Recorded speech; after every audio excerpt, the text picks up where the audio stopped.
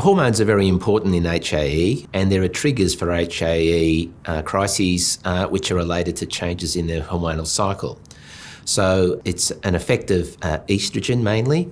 It's thought that it has an effect on the bradykinin pathway, which of course is the ultimate trigger for the angioedema episodes because of fluid leaking out of blood vessels. It's thought that oestrogen is a significant factor in the background baseline condition, and by intervening in preventing fluctuations of oestrogen levels, it may be that the background activity of the disease can be mitigated. The treatment of HAE is, of course, coordinated by the primary treating physician, who's usually a physician with a specialist knowledge of immunology. And as a gynaecologist, I would only be treating patients in collaboration with an immunologist. And so I would expect them to be coming up with the basic treatment plan in terms of prevention. But I'm often sent women who find that in spite of their preventive strategies, they still get breakthrough episodes which are related to hormonal variations. So my input is in terms of trying to optimise the hormonal status of that woman to try and minimise those events. So the treatments that are available rely on suppressing ovulation and avoidance of oestrogen. That's important because those two things are associated with increase in oestrogen levels. So ovulation is associated with a surge in oestrogen. It's also the decrease in oestrogen levels before periods start, which can trigger events as well. So it's not just an increase, it's a decrease as well. So it's a change in oestrogen levels. And then adding oestrogen and giving women oestrogen-containing medications can also trigger it. So my expertise is in finding how we can achieve what a woman needs, whether at various times in her life, where hormones are necessary, but to try and minimise the impact and worsening of the HAE.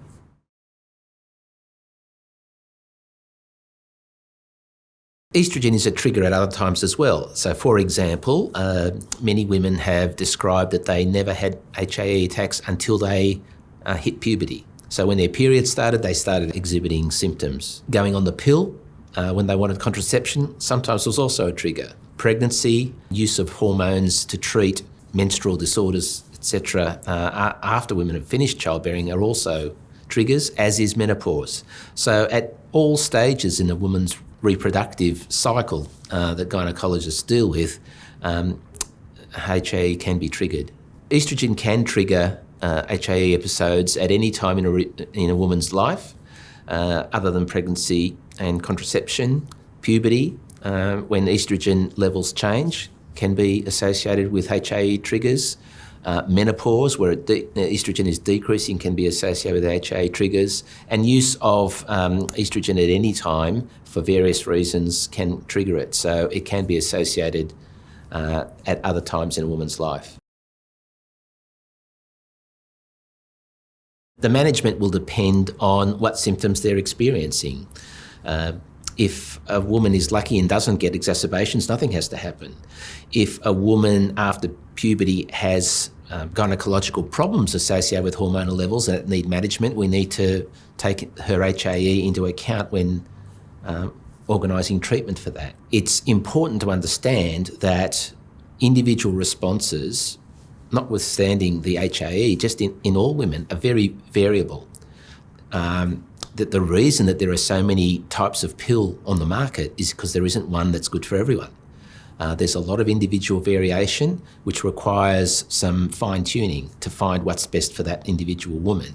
And the same principle applies in HAE women.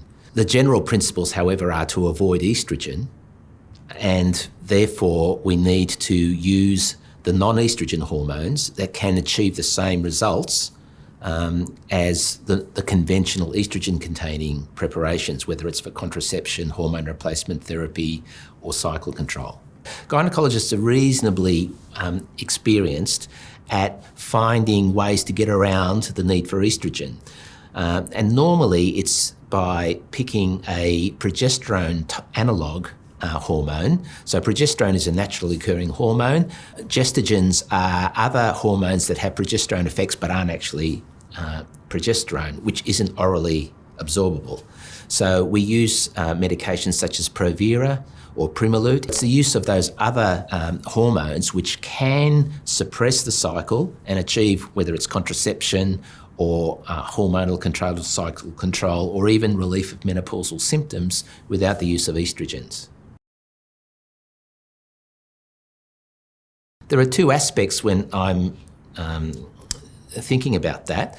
Apart from the contraception, because of the HAE, we're also wanting to suppress estrogen levels. So, for example, you might get satisfactory birth control by using barrier methods like condoms, but that's not going to suppress ovulation, so it may not achieve that therapeutic goal.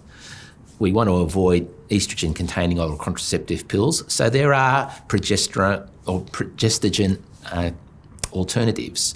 There are also intrauterine devices.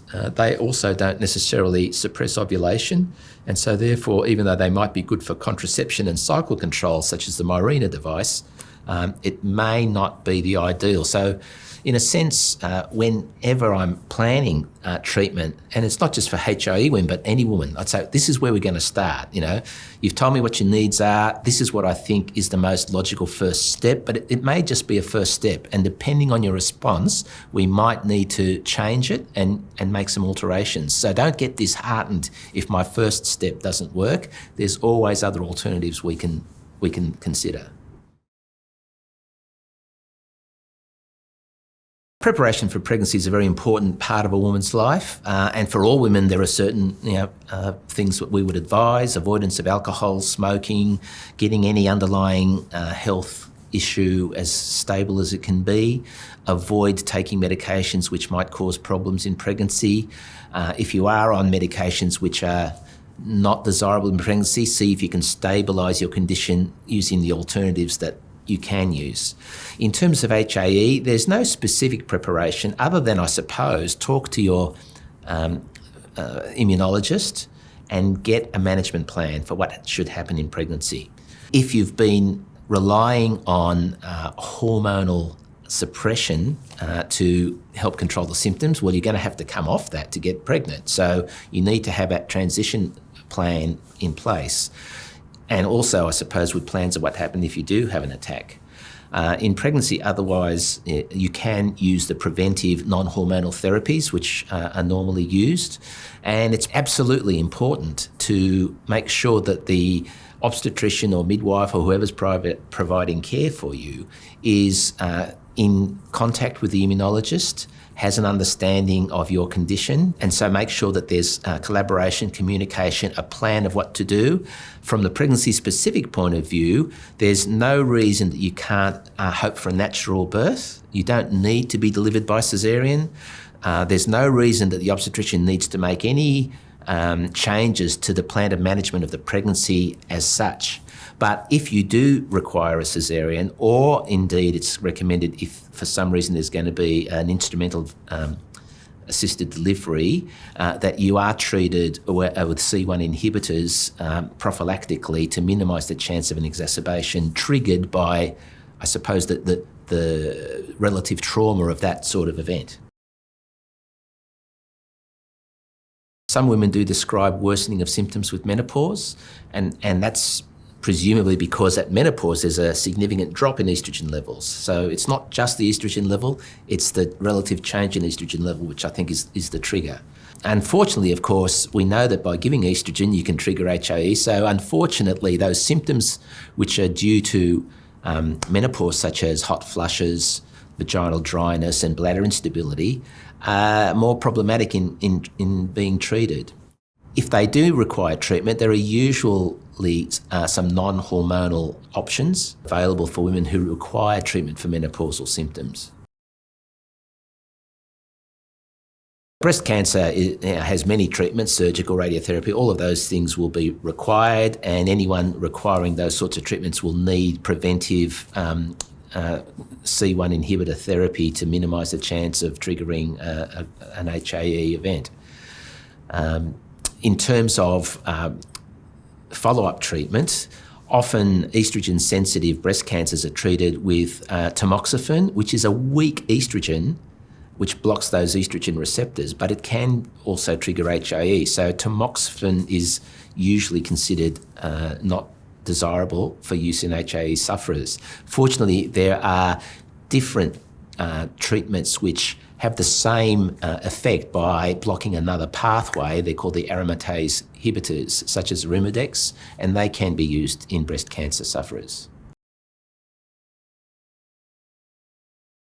The most important thing is to find someone who's willing to collaborate with the immunologist and be in good communication and able to agree on plans, and also be available. There's no point having someone who you can't talk to until the next appointment in 3 weeks' time. In short, if someone's willing to give you their mobile phone number, I think they're a good starting point.